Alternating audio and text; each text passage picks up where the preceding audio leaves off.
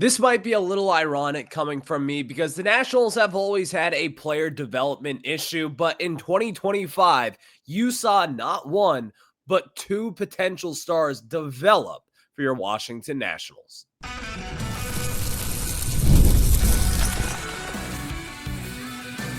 You are Locked On Nationals, your daily Washington Nationals podcast, part of the Locked On Podcast Network, your team every day.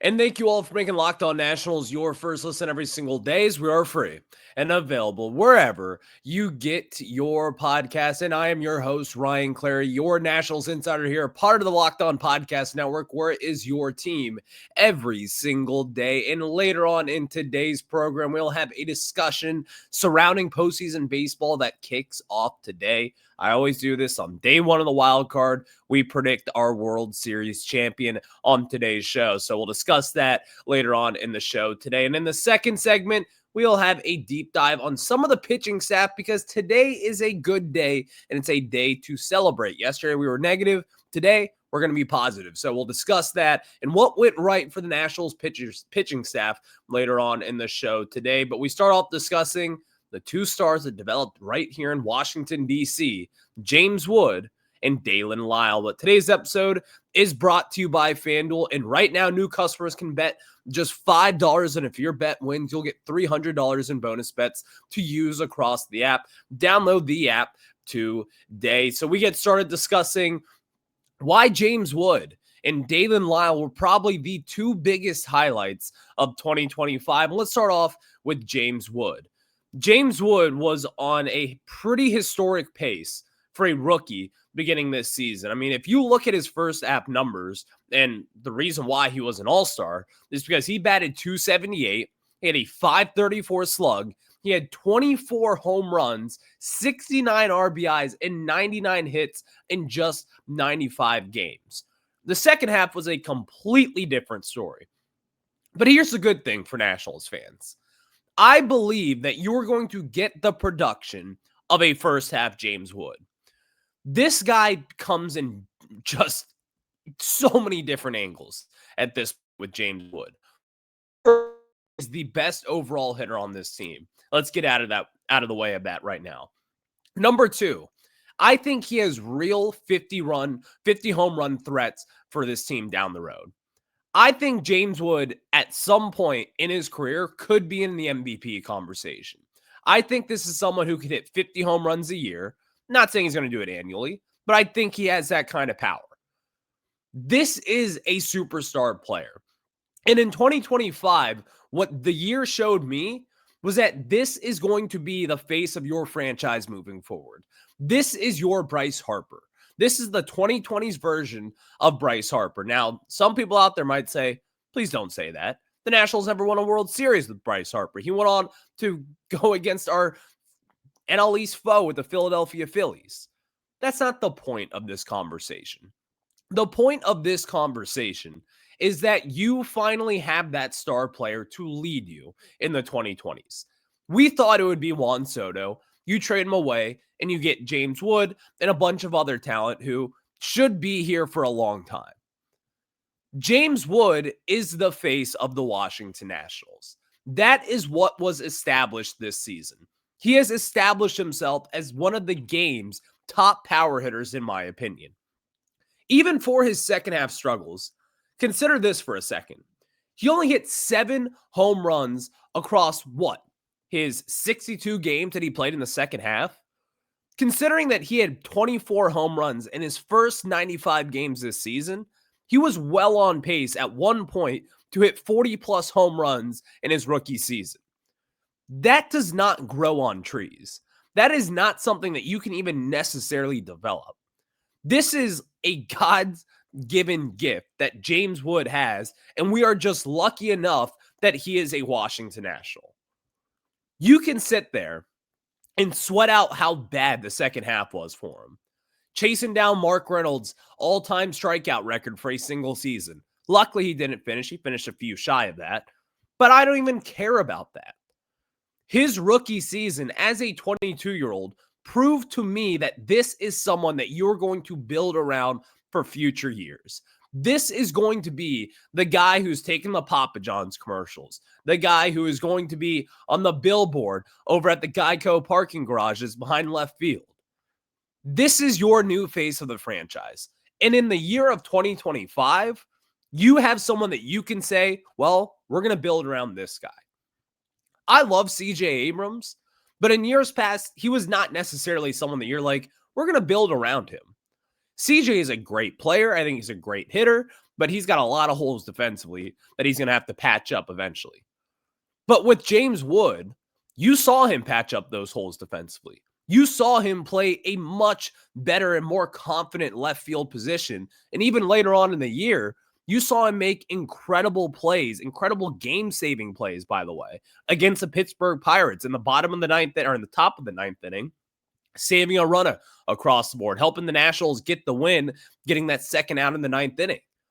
That is something last year that nobody would have expected from him in left field. So you saw a much more confident left fielder defensively. That is one thing in my mind that I'm not going to look past, because we know what he can do offensively. And you might be sitting there and be like, well, what about the last 50, 60 games of his season? I don't care about that for now. I care about what he did for the first 95 games this year. As a 22-year-old, this is a star player that you will build around for hopefully years to come. And I think that will be the case moving forward. And then the second star, Daylen Lile. Daylen Lile was probably the most pleasant surprise for the Washington Nationals. And quite frankly, let's be honest for a second. Daylen Lile was what we thought Dylan Crews would be in 2025. Dylan Crews was the expected guy to win the NL Rookie of the Year. Daylen Lile has put himself in a position to gather votes for that first top spot, in my opinion. I think Daylen Lile probably was the best, or in fact, definitely was the best rookie hitter in the second half of the season. He was the Nationals MVP from the middle of July all the way through the end of September here. Daylen Lile was your breakout premier rookie that, in my opinion, is going to be a starter for this team for years to come. And what we saw this season, I don't just think that he is going to do that moving forward. I think that he can even build on it. As the season went on with Daylen Lile, number one, he continued to make a Rookie of the Year case. I don't think he will necessarily finish as the Rookie of the Year. I think he'll finish in the top 3 vote getters, right behind Drake Baldwin of the Atlanta Braves, and as well as Cade Horton of the Chicago Cubs. But Daylen Lile put himself in position to be that top rookie in 2025. And if you really look at it, there was no one more valuable on this Nationals team in the second half than outfielder Daylen Lile. The Nationals have finally tapped into something here with Lyle, in my opinion. And again, it feels kind of ironic that all we have done, or at least all that I have done, is complain about the player development and complain about how you are not able to really develop any stars nowadays. You are not able to tap into the best talent possible by the way of analytics. Daylen Lile and James Wood, while I've crushed Mike Rizzo over the past year, he's Mike Rizzo products. So kudos to Mike Rizzo. Again, I think he deserves credit for developing these two guys, and also Mike DeBartolo as well, the interim general manager here in town. But what I see in Daylen Lile is I see someone who is not only just a core building block, but someone who has the potential to be a star player. I kept on watching Daylen Lile. His approach at the plate, elite. The way that he conducted himself each and every single day, getting better defensively, getting better offensively, the elite numbers that he put up, setting the Nationals rookie records, 11 triples in 84 games as of September 19th. He broke the previous Nationals rookie record of 9 triples with Bryce Harper back in 2012. He had 2 triple games this season. Daylen Lile is a very, very special player. And he kind of reminds me, don't get twisted here, of a Daniel Murphy type of hitter. Someone who's going to hit for average. He's going to get the extra base hits. He's going to find the gaps. And that is what good hitters do. He is a pro's pro when it comes to making contact with the baseball. If you look at his baseball savant numbers this season, number one, his expected batting average is in the 99th percentile. That's pretty sweet. His sweet spots percentage in the 100th percentile. His whiff percentage in the 81st percentile. His strikeout percentage in the 82nd percentile. This is someone who is an elite hitter at just the ripe age of 22 years old. You are going to have this guy for the duration of the future. And in my opinion, he has an opportunity to build off of what was in a stellar rookie season. And I think that Daylen Lile could be a star for the Washington Nationals moving forward. This is someone who I've loved to watch play. And if I'm a Nationals fan out there, I would be thrilled with what you have seen with Daylen Lile. The 2021 second round pick, this is proven to be, in my opinion, your second best player as of right now. I love Dylan Cruz. I think he brings a ton of value to this team. But Daylen Lile is the second best Washington National right now behind James Wood. He is definitely going to have to improve defensively. But as we saw with James Wood in year two, he looked lost in 2024 out in left field. This season was almost elite in that defensive category. I think Lyle could build off of that. Now, he's playing a trickier position in right field at Nationals Park with some weird corners there. We all know how that plays. But I think Daylen Lile could easily build off what was a stellar rookie season and prove to be a potential all-star player down the road. That is what I saw with the Washington Nationals in 2025. And those are my two big takeaways from this season. And so we'll have breakdowns for both those guys as the week goes on here. James Wood, of course, your star. He's going to hit 40 home runs one day for the Washington Nationals. And then Daylen Lile, who could be one of your better hitters down the road and a big building block for what is to hopefully be a postseason team here in DC in just a short amount of time. So we'll discuss both those guys later on this week. You will not want to miss it. But next, let's talk about the pitching staff. You produced an all-star, and you also produced someone who is not expected to really produce in 2025. So we'll tell you all about that after this.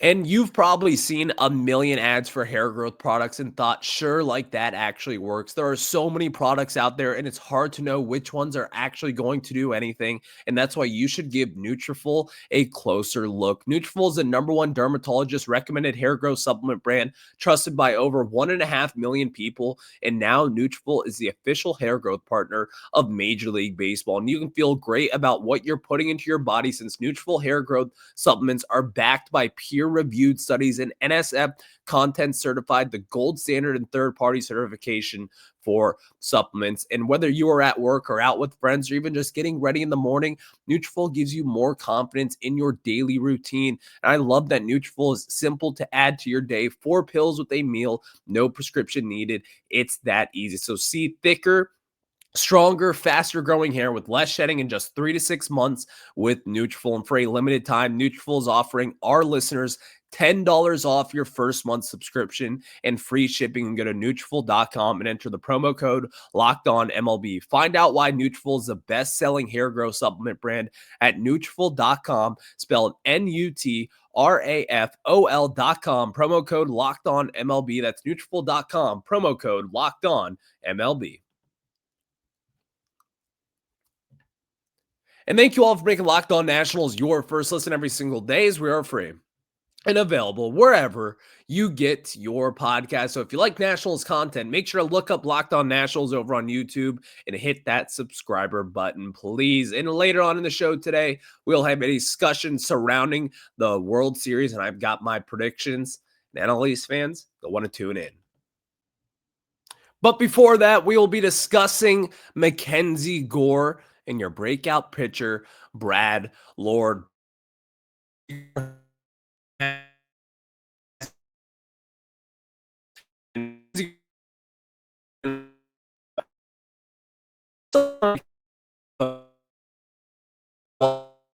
Could be. I think MacKenzie Gore is, again, your ace moving forward, as long as they don't trade him, which We'll discuss that at some point this offseason if the Nationals should trade him, and if they should move on to some pieces here. But with that being said, MacKenzie Gore is at the very least going to be your ace for 2026. And he is at least going to be a big piece to this Nationals future. And as we saw in the first half of the season, he was stellar as far as what he can control. Those first 19 starts of the season, he had a 3.02 ERA and 110 innings pitched, 138 strikeouts in that time frame as well, and a 1.196 whip on the year, and also 11.5 Ks per nine. MacKenzie Gore was amongst major league leaders in strikeouts for the first half of this season.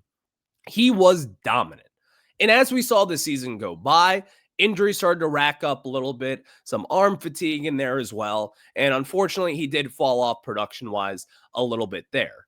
But in the first half of this season, only yielding a 236 batting average against and a 659 OPS against him, he was amongst one of the elite pitchers in the National League. And that is why someone of his just kind of pedigree at this point was generating so much trade interest. Teams like the Red Sox, teams like the Cubs, the Tigers were in on him. All of these teams wanted a piece of what MacKenzie Gore was. And what I saw this season is someone that you can at the very least build off of for years to come. MacKenzie Gore does have some faults, though. And at times you can see some erratic pitches, as for the second straight year, he led major league pitchers in wild pitches this season, although I do believe that has to do with some of the defensive flaws with the Washington Nationals. But beyond that point, Gore was elite for a good chunk of this season. And for the second straight year, you unfortunately saw him kind of fall off in that second half, which might be a little worrisome to others. But this was still someone where you saw the tip top of his ceiling. You saw what he could be when he is at his best. And that is exactly what you want from someone who is, again, told that you're the ace of this franchise, that you are the guy for this team moving forward.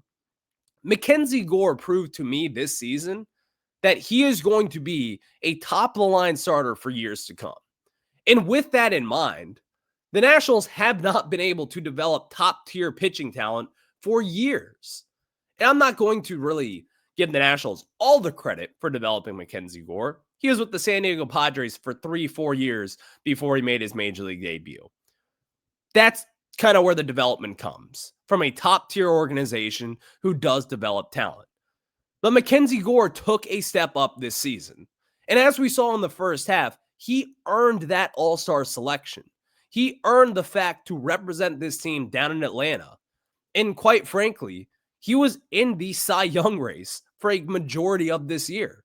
For the first 95 games, there were maybe 2, 3, 4 better pitchers in the National League than what MacKenzie Gore was. He was awesome for this team. And as we saw, every 5 days, you knew what you were getting from Gore. You knew that you were getting 6 to 7 innings pitched. You knew that you were going to get 8 to 9 strikeouts per start.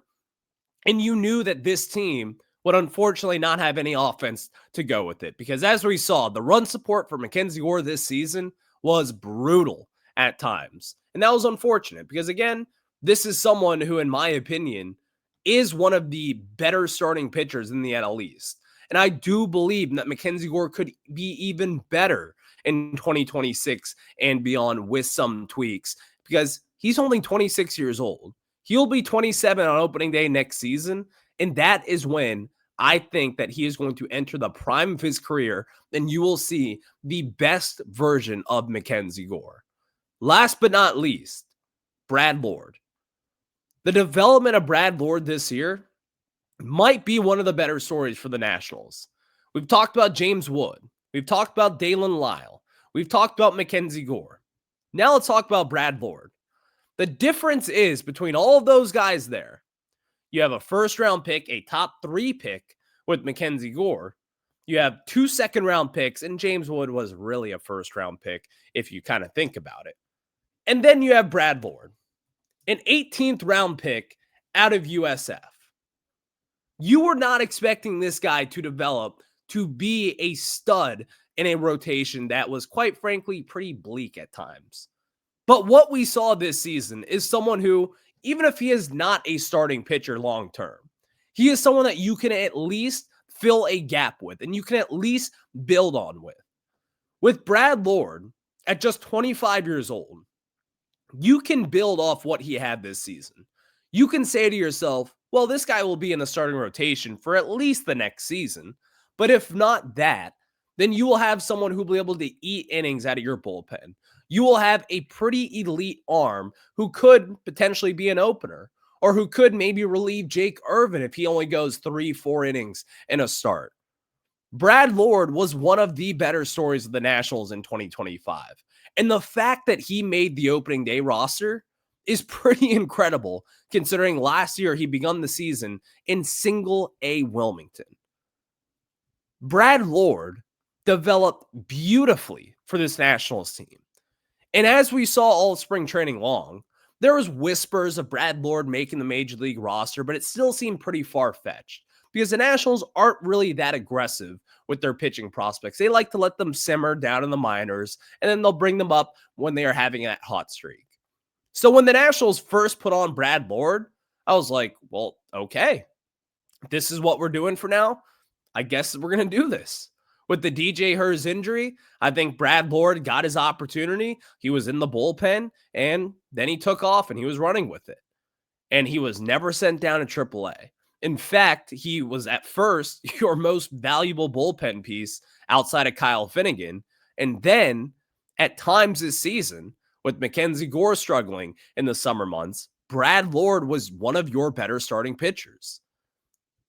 The kind of takeoff that he had this season reminded me a lot of DJ Hurst last year.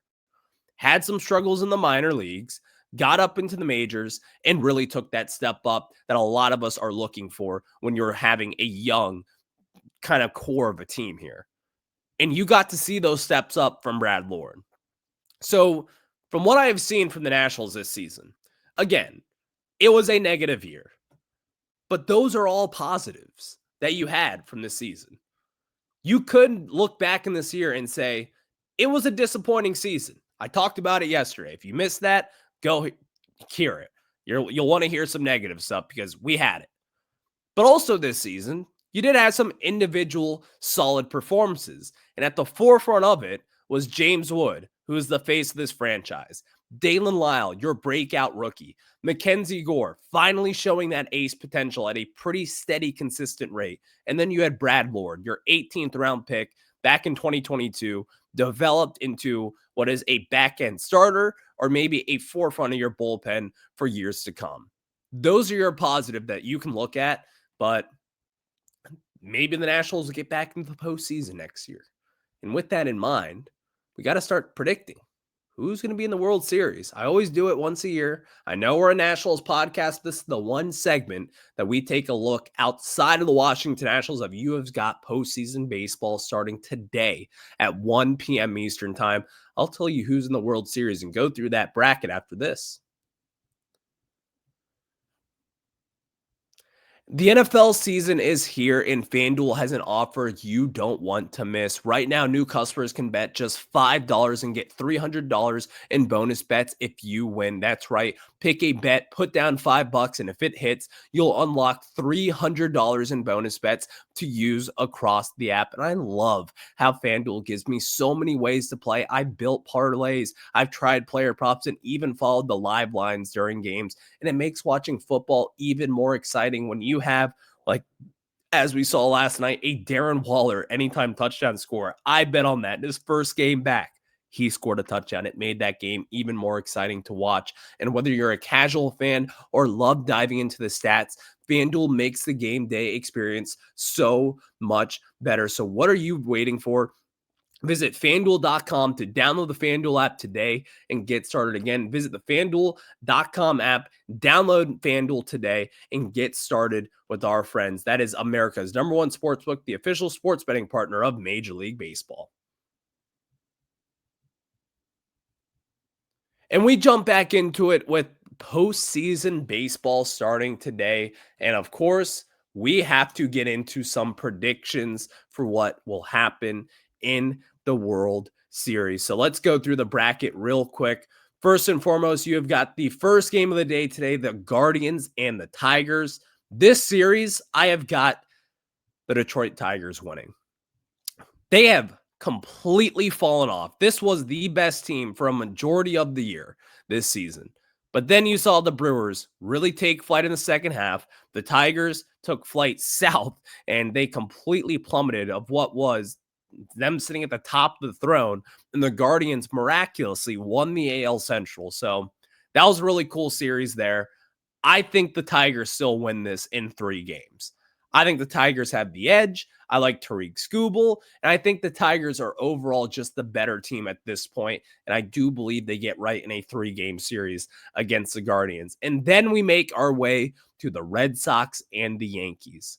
I've got the Yankees winning against the Red Sox. I think the Red Sox are a fun, young team that have set themselves up, thanks to Paul Tamani, your Nationals' new president of baseball ops here in town. They have a very bright future ahead of them. But I still like the Yankees in a 3-game series. I like Judge. I think Judge has his playoff moment that we have been waiting for almost a decade.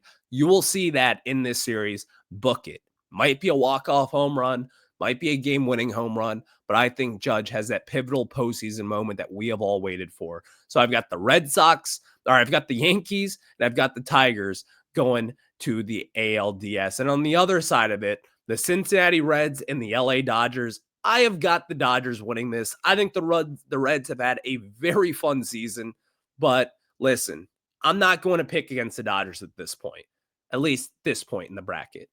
I think the Dodgers are still the most talented team in baseball, the best team. They won the World Series last year. They know how to win when it comes to October here. I unfortunately have the Reds losing this series, and unfortunately having it lose pretty quick in just 2 games. And then you have the Padres and the Cubs. I've got the Padres big. I think the Padres are one of the best teams in baseball. And honestly, we have not talked about them. Baseball as a whole has not talked about the Padres this year. They have just quietly been a great team since the beginning of June. And honestly, this might give it away. They're giving me 2019 Washington Nationals vibes at this point. So stay tuned for that. So in the second round, I've got the Tigers and the Mariners. I've got the Mariners winning that. Pitching wins in October. Is there a better starting staff than the Seattle Mariners right now? I'm not convinced of it. I have them going to the ALCS. And then you have the Yankees and the Blue Jays. I think the Yankees' star power throttles the Toronto Blue Jays, and they have got a very good team. But I think the lack of experience going up against the Yankees and what they have done is going to pay a big price for them.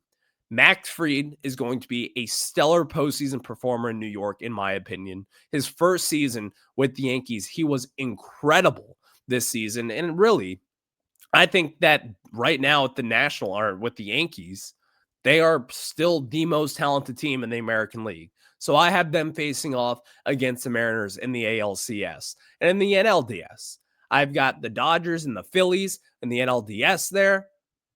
Phillies, you're done. I've got the Dodgers going to the NLCS. I'm sorry, the no red October this season. It'll be a quick in and out. The 2 seed in the National League, the Philadelphia Phillies and Bryce Harper. You'll have to look ahead to Cancun. Say Cancun on 3. 1, 2, 3, Cancun. Yes, the Phillies, they stink. So let's go and watch that later on. I've got the Dodgers moving past them. And then in the second NLDS matchup, the Padres and the Brewers. I will never pick the Brewers to win a postseason series. I don't care how good they are. They find ways to choke. You've seen it. You saw it last season with the Mets. You saw it with the Nationals in 2019. You saw it with the Dodgers in 2021. They do this. They're going to do it again. Padres in 4 against the Brewers. So with that in mind, the Mariners and the Yankees in the ALCS, a pitching matchup, a pitching tilt that I think will be just incredible to watch. but the Yankees have the star power to get them back to the World Series. I think the Yankees are in the World Series again. Quietly have had a really strong finish to 2025.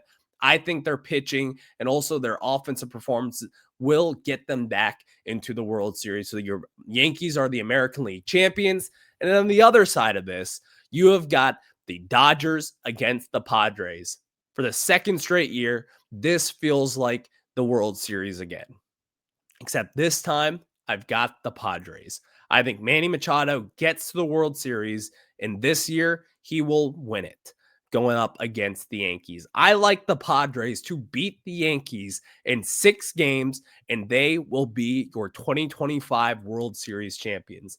It feels like a sexy pick, but when you look at it, they've got the pitching. They've got the bullpen. Their back end of the bullpen is the best in baseball. That is going to pay a big price down the road here. We'll see how Mason Miller pitches in the postseason. We've never seen him pitch in October, so maybe that kind of gets to him as we have seen it get to Josh Hader, Aroldis Chapman, and some of the great closing pitchers in baseball. But right now, I love the Padres. And I think as I sit here today, I am ready to crown them the 2025 World Series champions.